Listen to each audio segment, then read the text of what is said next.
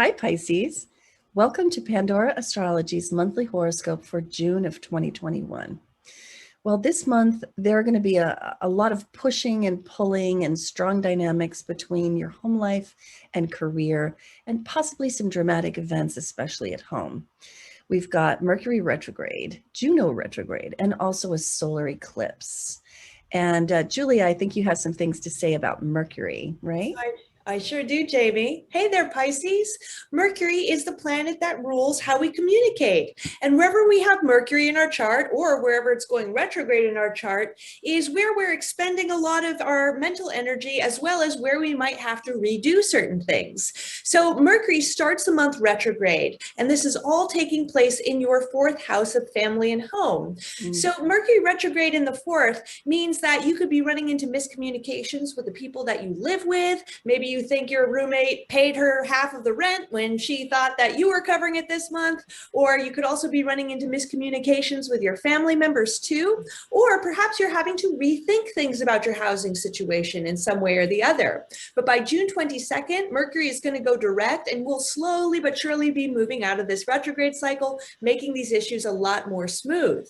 Then Mars, the planet of action and activity, starts the month in Cancer, which is actually your fifth house. This is the house of children, this is the house of games, and wherever we have Mars is where we like to expend a lot of our energy, and also where we can run into conflict as well. So if you do have any children, you might be butting heads with them a little bit more than usual during this cycle. And if you play any games in your life, Mars is a very impulsive planet.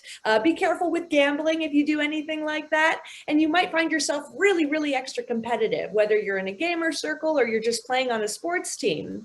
Now, Mars is going to enter Leo on the 11th, which is your sixth house. This is a work house in the zodiac. It represents your day-to-day job. So with Mars, the rest of the month in this house, you could be running into some conflicts and frustrations at your job, especially with the people you work with, which could be anybody from your bosses, your colleagues, your clients, etc. And then Venus, the planet of love, beauty, and relationships, starts the month in your fourth house, where Mercury is as well. So wherever we have Venus is where we find pleasure in our life. And she's only going to be here for the first day in June. She was here mainly last month too. So at the very, very beginning of the month, you could be enjoying and really finding a lot of pleasure in your home life, getting along well with the people you live with. But by the second, she's going to move into your fifth house. And this is really awesome because the fifth house is also the house of dating. So wonderful, wonderful transit for kind of getting out there and meeting someone new. Yes, indeed. That will be fun. Well, there's more relationship news because of this Juno retrograde that's going on. It's happening in your 10th house. So it's most likely to impact your business relationships. Juno is the asteroid goddess of committed contractual relationships of all kinds, whether for business or personal reasons. And Juno in Sagittarius is already kind of having you question whether the partnership is one in which you can grow. Is there room for growth? Is there upside potential? And you'll likely be asking yourself those questions here in the arena of career, the 10th house this month. Now, even more, you might be asking a lot of questions because of that, Mercury retrograde there in the fourth house, and it is hanging out with the eclipse.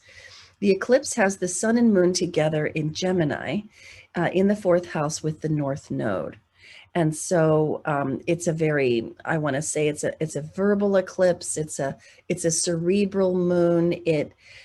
There's a lot of agitation to it. This happening in your fourth house and being a solar eclipse means that there may be physical, I want to call it tangible, real world events that crop up during this eclipse that may be dramatic and show you your shadow. So figuring out how to be gracious and use the gracious words is going to be part of the challenge, because it really could come from anybody, or any situation in your home life. So that's happening around the 10th. And fortunately, Mercury is going to go, direct later in the month, as Julia said. I think that's going to, begin to ease things out. Now, later in the month, as we have the seasonal shift, the sun moves into Cancer. And then the next thing that happens is this full moon. And the full moon is in Capricorn, which is your 11th house of community and tribe and friends and groups of all kinds, your social circle, really, whether that's in person or online. Now, the moon in Capricorn tends to be pretty emotionally brittle. It generally carries the feeling that I have to do it all alone. I should struggle. I should work really hard and not pay any attention to my own needs, which isn't the truth, right? Fortunately, Jupiter's here to help and can smooth things over for this moon, which, might have you getting into some kerfuffles with friends that get pretty emotional as one of you feels like they support the other one maybe too much and doesn't get the support back that they deserve. You can find out a lot more about this month's moons, both the full moon and also the eclipse, on our YouTube channel's June 2021 news playlist. And I think that's what we've got for you today, Pisces. Hope you enjoyed it. If you want to know more, you can always find out the news of the month on our website, pandorastrology.com, where you will find the monthly forecast and you will find our services page with all the different kinds of readings that you can get from us, and even take classes, and you can find your horoscope there as well.